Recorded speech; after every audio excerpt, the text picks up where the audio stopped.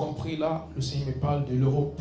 Et il y a quelque chose qui se passe dans le milieu politique. Il y a beaucoup de conflits d'intérêts. Et on va voir cela continuer pendant un certain temps. Mais le Seigneur dit, j'ai donné le pouvoir à un groupe. Et pendant longtemps, ils sont allés contre ce que j'ai dit. Et le Seigneur dit, voici le pouvoir change de camp. En Europe, le pouvoir change de camp. Je vous ai donné le pouvoir pendant longtemps. Et vous êtes allés contre ce que j'ai dit encore et encore et encore. Vous avez autorisé des choses abominables. Et voici, je vous retire le sceptre de puissance. Et le pouvoir change de camp.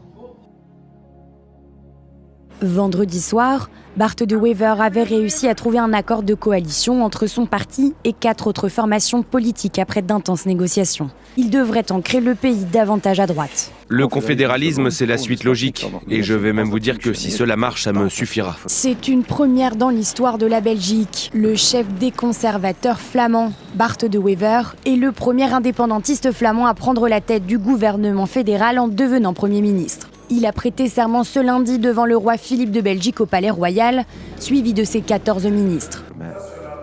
Il a affirmé vouloir laisser de côté ses aspirations indépendantistes, tout en militant pour plus d'autonomie des 3 régions belges, notamment en matière de budget, d'éducation et de santé. Son parti réclame également des accords entre les régions pour la diplomatie, pour leur permettre d'acquérir plus de poids et de marge de manœuvre sur la scène européenne et internationale. Maire d'Anvers depuis 2013, le nouveau chef du gouvernement, âgé de 54 ans, a aussi promis d'être plus strict sur la politique de l'asile, la sécurité et de récompenser le travail en limitant à 2 ans le droit aux allocations chômage. De nombreux syndicats ont déjà exprimé leur mécontentement face à cette nomination, craignant une précarisation de nombreux travailleurs belges.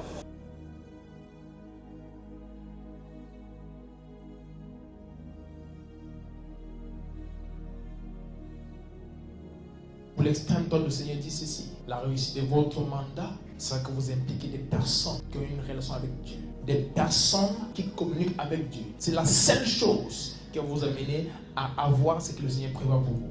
Si vous mettez de côté des personnes qui parlent à Dieu et des personnes à qui Dieu parle, des personnes qui peuvent vous conseiller selon le plan de Dieu, également, vous n'aurez pas ce sceptre.